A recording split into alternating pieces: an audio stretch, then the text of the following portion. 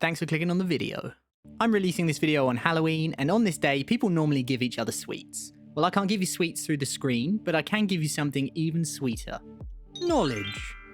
I looked through my whole collection, and the most Halloween thing I have as a miniature is this guy, Werewolf by Night. So I'm going to show you how, with no blending layers and no mixing paint, you can get a great paint job. And all you have to do is be able to paint opaque layers. And stick around for the end because I'm going to give some advanced tips too. This is every paint that I'm going to use in this paint job, and I've even labeled what I'm using them for. One thing I do want to say that's really important is that you don't need to worry too much about the paint choices here. If you want to use different browns, different greens, that's fine. I'll even put some recommendations of some other paints you could use, and you can pause to have a look at those and see if you have them in your collection to use instead. It's worth saying that you don't have to use the exact same colours as me. You might find that my shadows are too dark and my highlights are too yellow. You can just pick your own colours. What really matters here is the shapes that we're painting. The first thing I've done is to lay a dark brown base coat all over the fur parts of the miniature. I used charred brown from Vallejo Game Colour, but you can use whatever brown you choose. Just make sure it's darker than your two highlight colours. With a full opaque base coat, I then started to apply my first layer of highlights using grunge brown, but again, you can use whatever mid-brown you've chosen for this. For this first layer on the front, I'm going to be showing you all of the places where I put the highlights. This is to try and show you how the different shapes fit the different forms on the model, and to give you a guide of where to put your highlights if you don't know. I'm starting with the chest area, which is a very central and prominent region of this miniature. I've already drawn a shape of highlight that fills most of the left pec, and then I'm doing a nice band across where the rib cage area is, and then I'm doing a smaller highlight on the right hand pec. I've not done my homework on the anatomy, so I can't tell you what this is, but the bit next to the ab, I'm going to add a small sort of oval of colour to that, and then for each ab, I'm pretty much going to colour in the main flat surface of the ab. And do that for all 4 abs.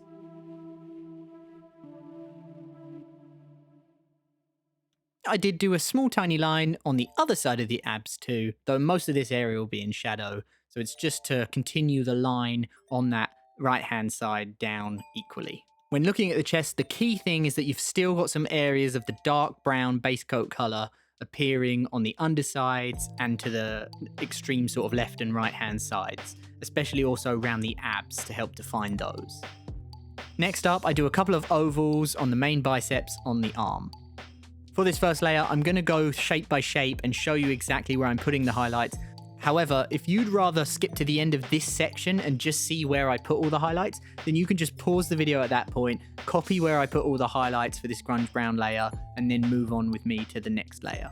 I should say that I'm basing this paint job off of the official paint scheme by Big Child Creatives in the Kickstarter campaigns for where this miniature comes from, which is Marvel United, and particularly this is the Multiverse Phase 3.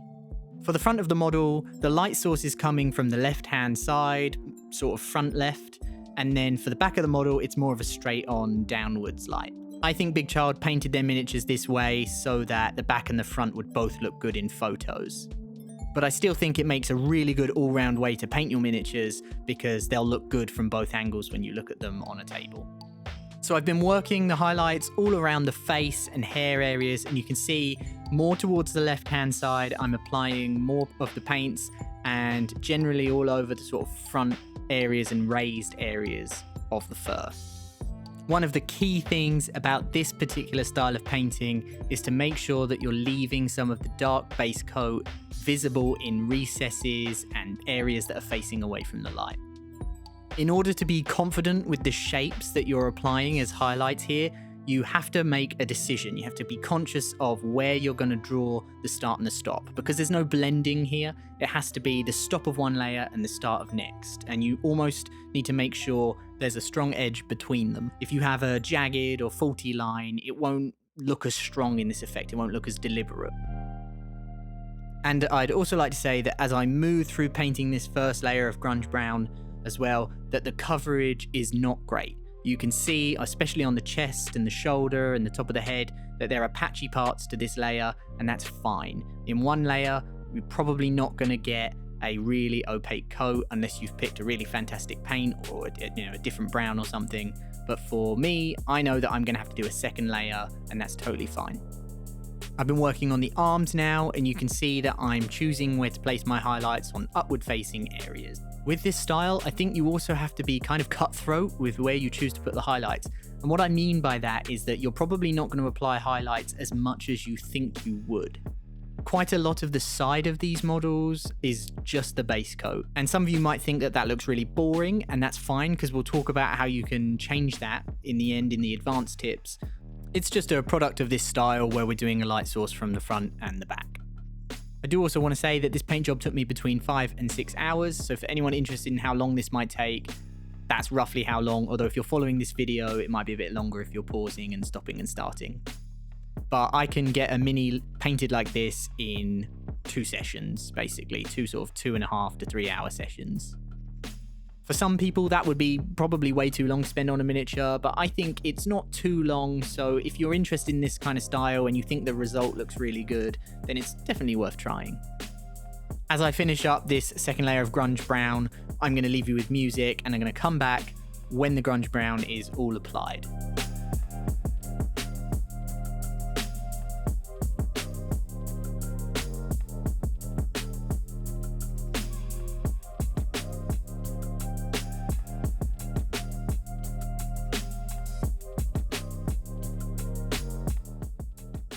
So finishing up with the shapes on the back and that first pass, I did a second layer of grunge brown all over the top to get an opaque coverage. I didn't show as much of the back, so here as I spin the model around, if you need to pause the video to see where I've put all the shapes and copy where I've put all the highlights, then do that. And then when you've got a nice opaque layer of that, we're ready to move on to the next highlight. The next highlight that I'm doing is with Scrofulous Brown. This is a yellowy brown. And if you don't like that, you could use a different brown. I suggested at the beginning perhaps an alternative where you could go down a more pale, light brown. Or you could choose a brown that's just not quite as large a jump in contrast. So just something a little bit closer to that grunge brown that I've used, or whatever mid brown you're using. I think highlighting this layer is kind of easy because you just follow in the lines that you've already done. The idea here is to paint a smaller amount of a similar sort of shape, but making sure to follow where the light would fall onto the natural volumes of the model. Once again, it's absolutely key that some of our previous layer, so the grunge brown, is still visible on this model in certain places. For example, if you look at the abs, most of the ab is still covered in grunge brown, but the very top now has a line of scrofulous brown to highlight that the top of it would be hitting the most light because it's upward facing. At this point, you can start to see where I've added most of the front highlights, and you can see that all of those shapes now fit within the previous grunge brown shapes. Once again, if you want to pause and have a look specifically at where those shapes fall, then please do that. With a second layer of scrofulous brown all over the model, we've got an opaque layer of second highlights that looks like this. And it's at this point where the third highlight is introduced that the contrast and the model really start to stand out. With no trouble at all and with a short amount of time, we can achieve a great amount of contrast and definition and detail without having to do any complicated blending or mixing our paints. I painted the trousers next, and I used Angel Green from the Army Painter Fanatic range to do the base coat on that. With an opaque coat, this is what it looked like, and it's time to start highlighting. For my first layer here, I decided to use Green Skin, which is part of the same green hexad in this range. And this layer is pretty small. To be honest with you, by painting the fur first, we've got the biggest layers out of the way. Most of the highlights on these trousers go on the upward facing sides, so things like the thighs, the top of the creases, and the waist belt area towards the front.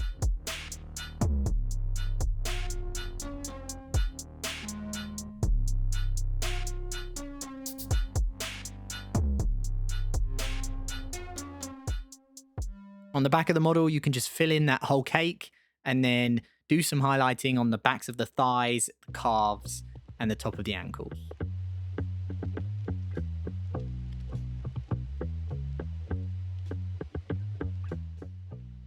On the side of the thigh, I then decided to correct my line. I had too much of the side highlighted and I need that side to be in shadow, so I corrected it with the base coat Angel Green. With a second layer to make the highlight opaque, this is now what the trousers look like. But I do want to just jump back to my point about the angel green and fixing the highlight on the side there. With this type of painting, it is extremely easy to fix mistakes because you have so few colors, you don't have any complicated blending, and that's also demonstrated here by the fact that I actually initially painted this area in a color that I thought was too bright. So I took that bright white green and I turned it down a little bit and I used wild green to cover it. And all I did was paint over it. I didn't have to think of anything different. I just had to cover what was already there in a different paint. Pause at this bit if you're painting this model and you want to copy where the highlights are, but if not, then let's move on to the base. For the elements on the base that aren't the wood, I'm only going to be using 2 paints to pick all of those out. That's because the base is less of a focal point and so we don't need as much detail. However, for the wood, because it's quite a prominent part of the base, I am going to use 3 paints for that. I base coated my mud on the ground with the same base coat that I actually used on the fur, but I knew that I was going to use a different highlight, so it would look different. The wood all got a base coat of Brigandine Brown from the Army Painter Fanatic range, and the leaves all got a nice dark green, which was Angel Green, the same as the one I used on the trousers. I then used Flat Earth from Vallejo Model Color to go along and highlight all of the mud areas. I did a very similar thing. I just covered most of the open areas on the front and the back with that Flat Earth, leaving a small bit of the charred brown base coat around the edges of places where other objects are to define them. I did my first layer on the wood with grey brown from AK 3rd Gen.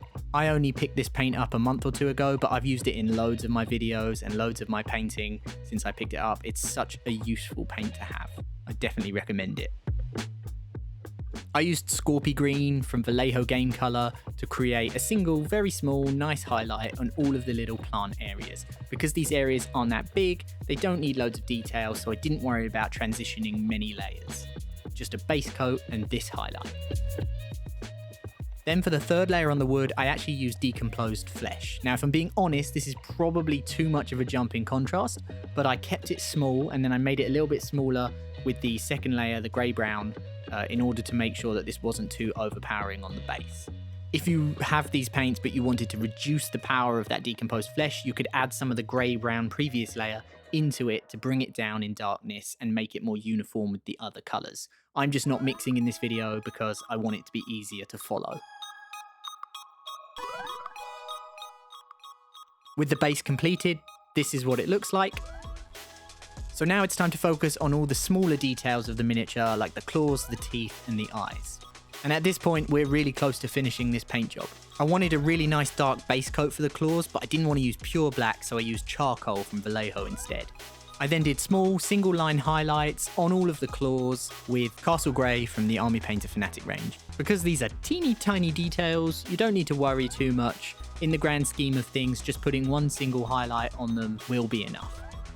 For these details like the nails, it's also important to make sure you don't forget the back side of the model. On the back side of the model, you can still see some of the angles of the back of the nails, mainly for the front finger and the thumb, and so make sure you give those a highlight too. I wanted to bring the edge of the nose out, but not really do much with the nose because a wolf nose is kind of black anyway, so I just used a bit of decomposed flesh, which is the same paint as I used on the wood down below on the base, and I just used that to draw a very small line on the edge of the nose to make it stand out. Then it's time to paint the teeth, and I have to quickly apologise because I didn't include Command Khaki in the paints at the beginning, but I did use Command Khaki here as the base coat for a bit of a dirtier teeth feel, and then I used Brain Matter Grey as a nice light grey that's nearly white for the rest of the teeth, mainly just highlighting the left-hand side of each tooth.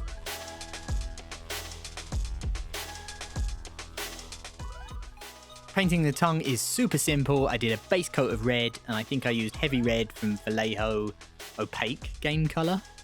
And then I painted a very thin line of barbarian flesh for that fleshy pink color to highlight the tongue.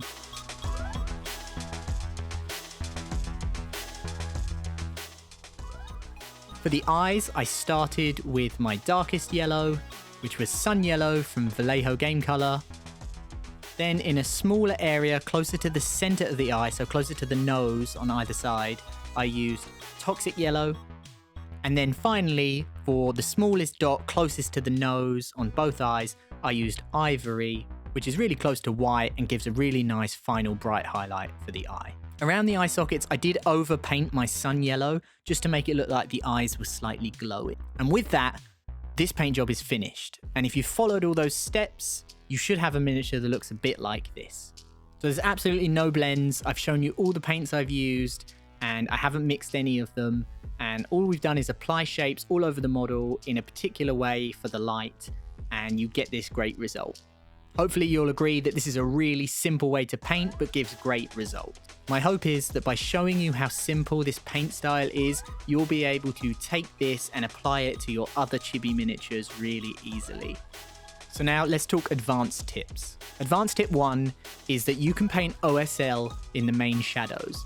With this style of painting, because you have those shadows on the side, if you want to do something with them, then one of the things you can do is what they do in the official paint schemes, which is to put an OSL in those shadows. Now to do that, you might want to take colors like the blues I've just shown on screen, and you've just got to paint that within the shadow areas. So much in the same way that the highlights go within the base coat, the new shadow areas that you've left between your highlight areas, you can cover those in the light. Two key things are to make sure that there's some dark brown left between the other highlights you've done and any OSL you do. And when starting off, probably only do this from one side. Don't do the OSL in every shadow area around the model. Advanced tip 2 is kind of simple. You could just add another highlight or another shadow layer, something even darker or something even lighter, and just add it in a smaller area, and that should give you even more contrast. For my advanced tip 3, you can work on smoothing the transitions between your layers. You can either do this by mixing the paints together to get an intermediate mix that you cover, or you can do the blending by using techniques like glazing or wet blending. The reason I'm not showing me doing those advanced techniques in this video is 1, to keep it simple, but also 2, because I want to make my own video in the near future about just doing the advanced techniques. So I'll take another Chibi miniature, probably from Marvel United, paint it up to this level before the video, and then the video will start with me just doing those advanced tips so that I can try and show how to do those too. I hope this tutorial's been useful. I hope the lessons here will help you to paint other miniatures in this style as well. Thanks for watching, and I hope you'll join me for my next video.